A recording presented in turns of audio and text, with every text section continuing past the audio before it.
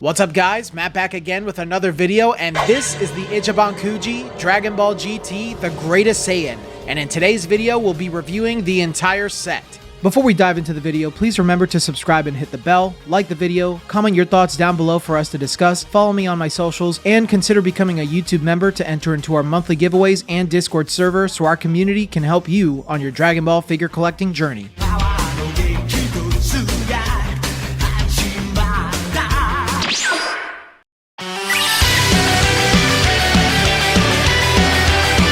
This legendary Kuji kicks things off with the money-printing character himself, Gogeta. When people think of Dragon Ball GT, they usually think of Super Saiyan 4, and along with that, they think of Gogeta with his unique-looking version of the form. Gogeta didn't spend much time with us in GT, but still hypes fans to this day with his Big Bang Kamehameha and absolute beatdown of Omega Shenron in the anime. This Gogeta figure really set the standard for future releases, as Bandai utilized a majority of his sculpt for new releases time and time again, much to my dismay. Gogeta's likeness is superb, with plenty of details sculpted into his face, bright blue eyes, and a well-crafted smirk to reflect Gogeta's iconic cocky attitude. The pose this figure is in is quite simple, but really feels confident and powerful like the character. Gogeta's sculpt was done perfectly, with all of the hair strands being crafted in, his bulging muscles being shown in his chest and arms, the awesome bezels of his jacket while it flows in the wind, and even his belt and pants with their awesome line work to make them look baggy and detailed. The figure is nearly perfect with his shading, but I did notice one glaring issue. The colors of his jacket are incorrect, as the yellows are what we see Gogeta wear in his DBS iteration, but in GT, they were orange. The one thing that future Gogeta figures fixed. It's not the worst thing in the world, but is somewhat disappointing since the figure is so fantastic in all other areas. Even with that minor issue in mind, the paint is still done perfectly, as his hair colors are closer to a red rather than a bright orange, and he has lots of shading all around. I still believe that this is the greatest Gogeta figure ever made, even with its minor painting mistake, and well worth his big asking price.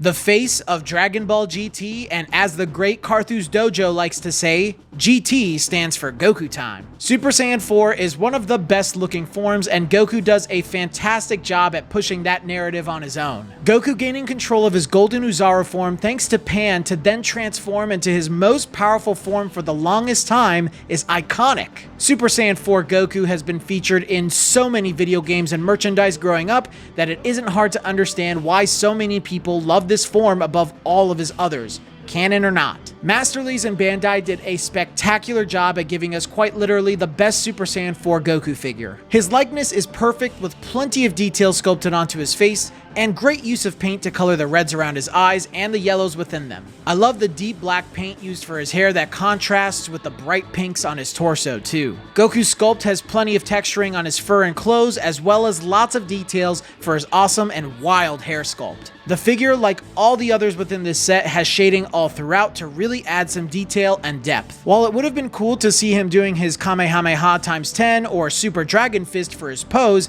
I still love the direction they went in, especially since he pairs nicely with Vegeta and Gogeta in this set. This Goku figure really speaks for itself, and I believe him to be not only the best Super Saiyan 4 figure, but one of the very best Goku figures and Masterlies figures of all time.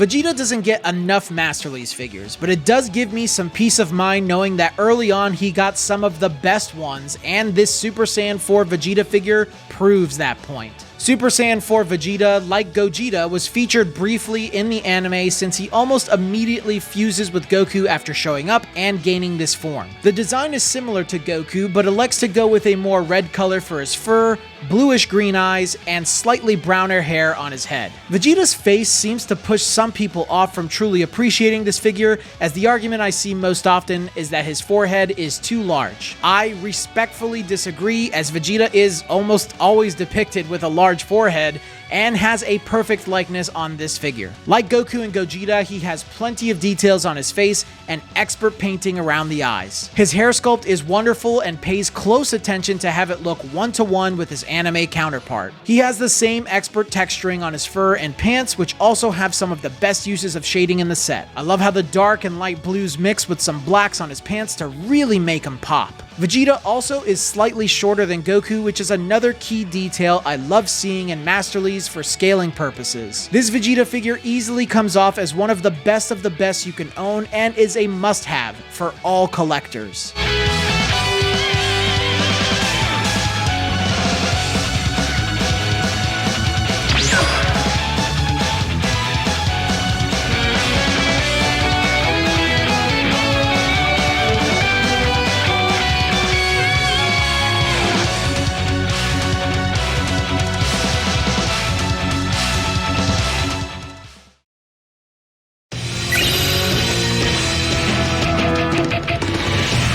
One of the most legendary Last One prizes has to be this golden Oozaru. This figure can be used in place of Goku or Vegeta, as both attain this form briefly before becoming a Super Saiyan 4. While the other figures in this set are Masterlies, Bandai used their softfix branding for the Oozaru, which I find are larger vinyl-styled figures. I personally am not the biggest fan of vinyl-style figures because it gives me bad flashbacks to the poor quality of Dragon Ball Arise figures. I will say that this Oozaru figure certainly lives up to the hype and has much more quality than any Arise figure on the market. The size of the Oozaru figure speaks for itself. The dang thing can't even fit on my current shelf setup. I'm hoping to upgrade to Maji cases next year so I can really show off my collection, Oozaru included, like a pro. And with the recently announced Omnibus Ultimate Golden Oozaru, I'll be able to display both of them. Oozaru has plenty of bright yellows and oranges mixed in from head to toe to allow him to pop.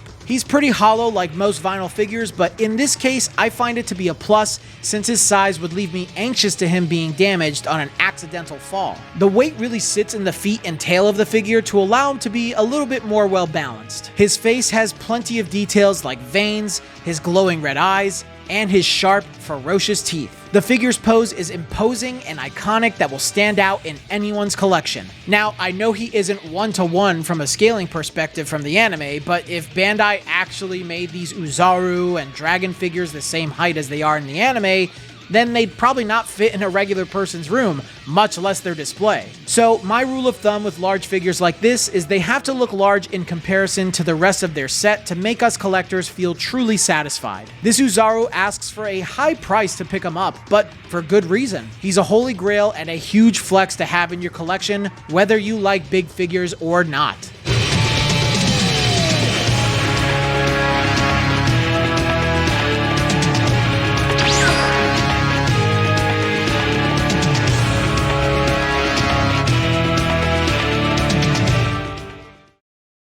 So those are my thoughts on Ichiban Kuji, the greatest Saiyan. I believe this set to be one of the greatest Ichiban Kuji, if not the greatest Ichiban Kuji of all time. I mean, it's in the name of the Ichiban Kuji set. Even though there are only 4 figures in this set, they all feel like Holy Grail figures and are super high in their quality. You can't go wrong with any figure in this set, and I think they're super worthy of a pickup. So I'd pick them up before they expand even more in their prices. But thank you guys so much for making it this far in the video. If you did, please leave a like And of course, subscribe if you want to see more videos like this.